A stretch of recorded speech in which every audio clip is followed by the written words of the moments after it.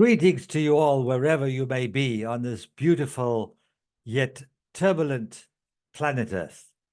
My name is Anthony Altman, and I am the author and reader of this audio or video presentation, which is copyrighted by Anthony Bennett Altman, 2024, with all rights reserved. Thank you.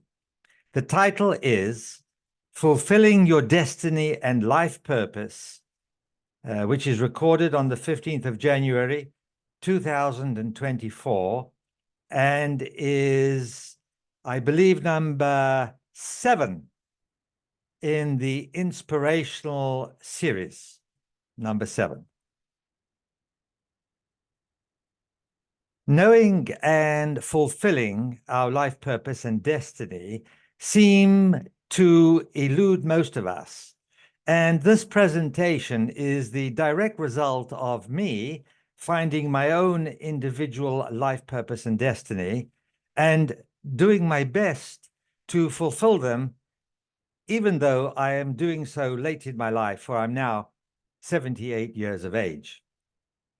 Therefore, I'm pleased to say, it is never too late to acquaint oneself, yourself, with that purpose with which we were born with. And it is up to each one of us to find that purpose and to fulfill our destiny. The very first step, in my opinion, is to do what you love and love what you do.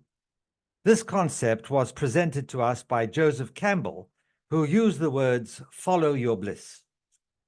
However, most people, including me, did not know this, do not know this, and I certainly did not know it when I was younger, because I was taught and programmed to work hard. And if I did not succeed, to work harder still. No one ever mentioned the wiser approach of working smarter.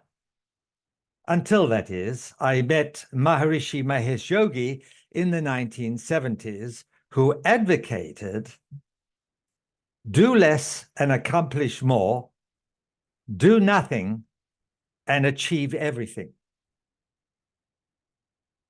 Well, needless to say, it took me quite a few years, many years in fact, to understand what he meant. And the reason most people don't understand this and would not accept this because they cannot understand it is because those two statements referred to the development of our innate consciousness, which most people also reject simply because they do not understand what consciousness is. So we have 3 elements to consider. The first element is do what you love and love what you do. The second is to work smarter.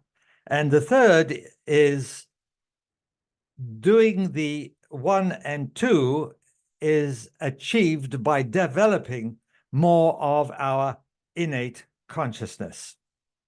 I talk a lot about consciousness, just in case you haven't noticed. When you do what you love and you love what you do, it is no longer work. It is more your joy. And you feel fulfilled just by doing it. Under that kind of circumstance, you are working for the pure joy of it. And you are not working at a job you dislike just for the paycheck each week or month. When you follow your bliss, you will naturally perform at your very best. And the money you receive is an added bonus because for most of us, money is a necessary element. However, the difference is that you're not working specifically for the money. Rather, you are working by doing what you love, and money is a byproduct of your efforts. This is a completely different program to learn from what we have been taught. When we work smarter, we work less and achieve more. This is because when we are doing what we love and love what we do, we are aligning with the work on a higher level of frequency, of energy, of consciousness, which allows us to resonate with what we're doing and the reasons for which we are doing it. This then allows us to be as efficient and as productive as it is possible for us to be in that moment. Now, to do nothing and achieve everything is totally dependent on being in a higher state of consciousness. Then the physics of that reality are completely to the physics we are used to in this third dimensional reality. For in such a reality, we operate and manifest at the speed of the higher mind.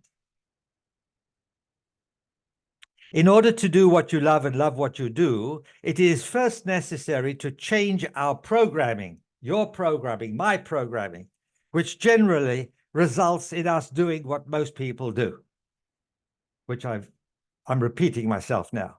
Work in a job they hate and do so for money in order to survive.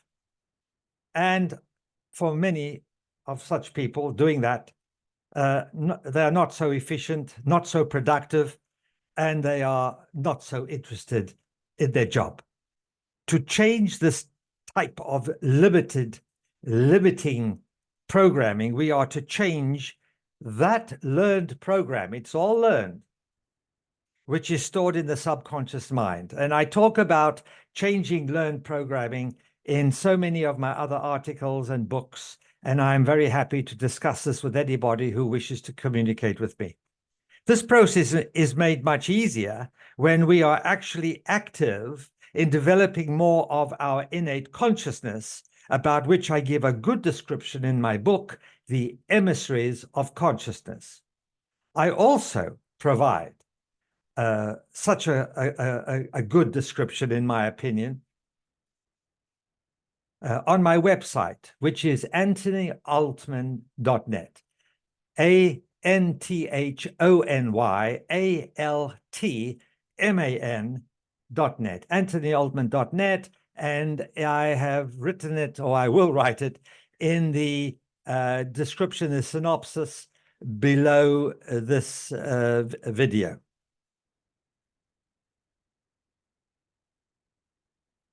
And when you you visit my website, the information there, including the description of consciousness, is free for all to access.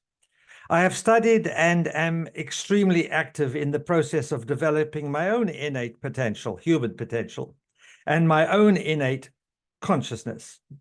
And as I've said before, I'm quite happy to share what I know with anybody who is interested. The truth is that most humans are operating under par, which I've said on numerous occasions, which means that on average, they are utilizing less than 5% of all the potential they have. In some cases, much less, which includes visual abilities. We see less than 5% of the light spectrum. Our hearing abilities, we don't hear the full sound spectrum. Our perceptual abilities, we perceive in accordance with what we see, and that is very limited. And even our physical abilities, because we use about 4% of our total DNA, meaning that 96% of our DNA is inoperative, and this has a dynamic effect on limiting our physiological abilities and activities. Those of you who appreciate this knowledge and understanding will be interested in what I am stating here right now, and much of my other writings, videos and audio articles as well, I'm sure. However, it is sometimes very good to be reminded of what we may have forgotten or were distracted sufficiently from the ability to employ this knowledge. It happens to me quite a lot, and I'm grateful when I am in discussion with others and they remind me. And for those who know but have forgotten, this information is such a reminder. The truth is that each of us has deep within us, a vast potential that has hitherto been allowed to stagnate, meaning not being developed. And the consequence is that we suffer accordingly as we see what occurred on our planet, as we can see what occurred on our planet over the last few thousand years, and especially right now. Another truth is that we all reincarnate here voluntarily for the express purpose of learning those life lessons we are yet to learn, so that we can accelerate our individual evolution and be a lot more capable than we are now. We are to learn, to know, or to remember that there are several parts to us. These essential three parts are soul, spirit, number one, number two, our mind, and three, our body. And when we learn how to harmonize and unite all three aspects of ourselves, we operate much, much better. We are also to know, to learn, and even to remember that we're all individually different, yet sovereign beings. We are sovereign beings who make up the tapestry of creation, very much like all the puzzle pieces that are different, yet they all, when combined, make up the big picture. Furthermore, we write our destiny with our own hands, believe it or not, meaning that before we incarnated into this life, we already wrote our destiny and life purpose. The test was then, and it is now, whether we can fulfill that. To understand the process of destiny and life purpose fulfillment is to have an understanding who we really are on a spiritual and metaphysical level, and to know what our life lessons, we are to learn, so that we can remove any impediment that prevents us from such fulfillment.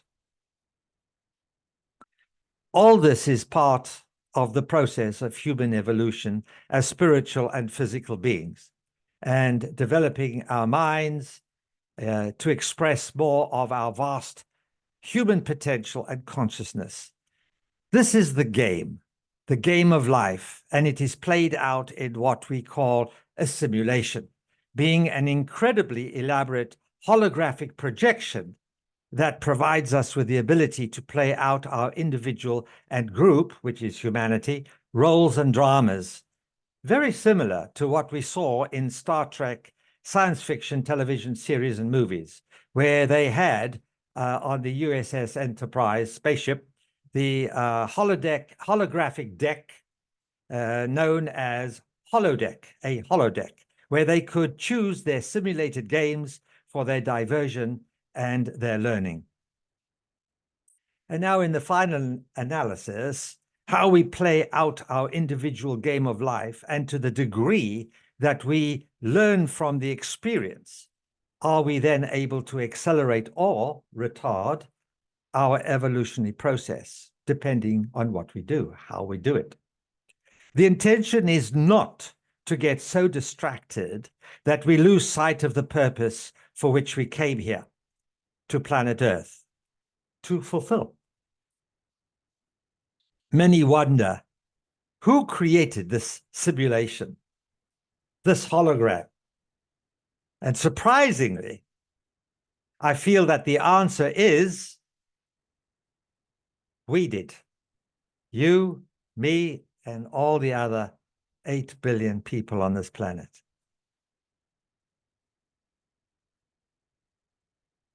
We co-created together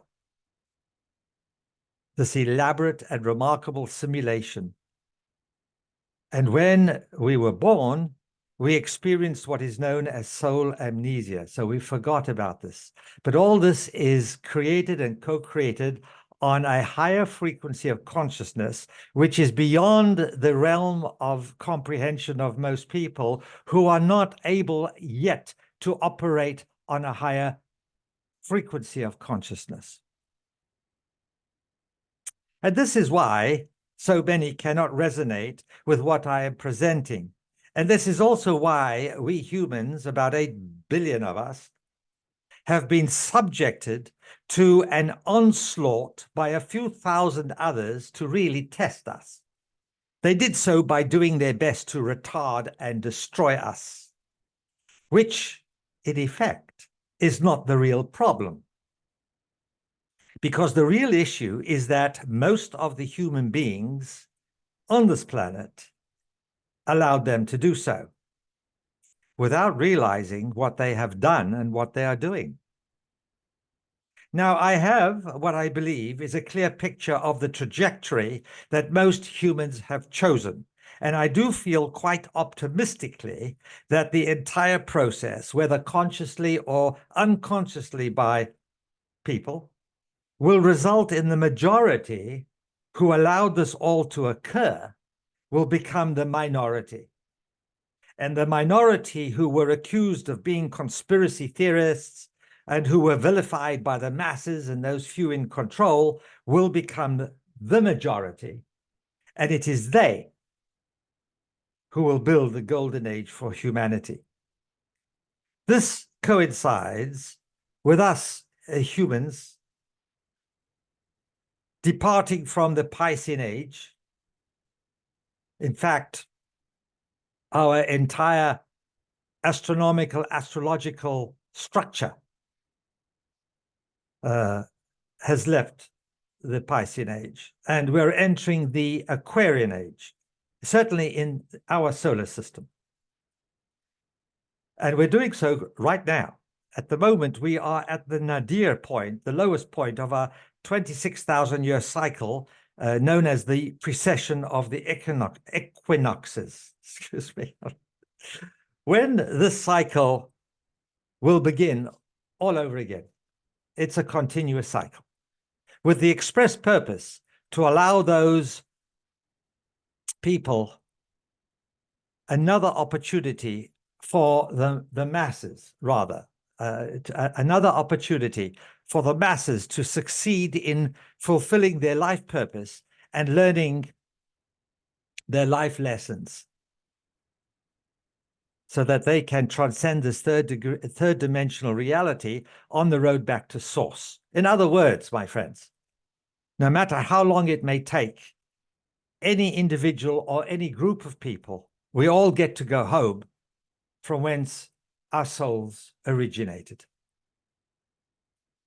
However, this life is a vital part of this process, and what we do as individuals and as a humanity will have far-reaching effects for future generations, which could include many of us reincarnating again if we did not fulfill our life purpose and destiny in this lifetime. This is the magnificent structure of human life, and there is even more.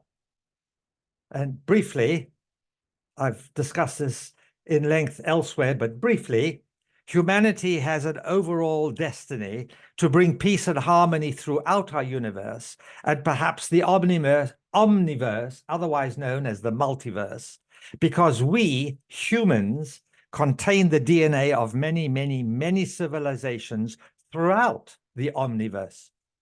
And when eventually humans can develop their full potential, they will be as supergalactic human beings, establishing peace and harmony wherever they go throughout the omniverse or multiverse.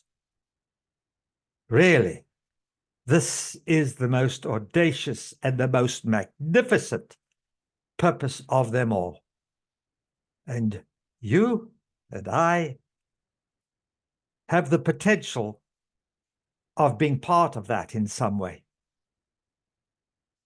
Thank you again for listening to me.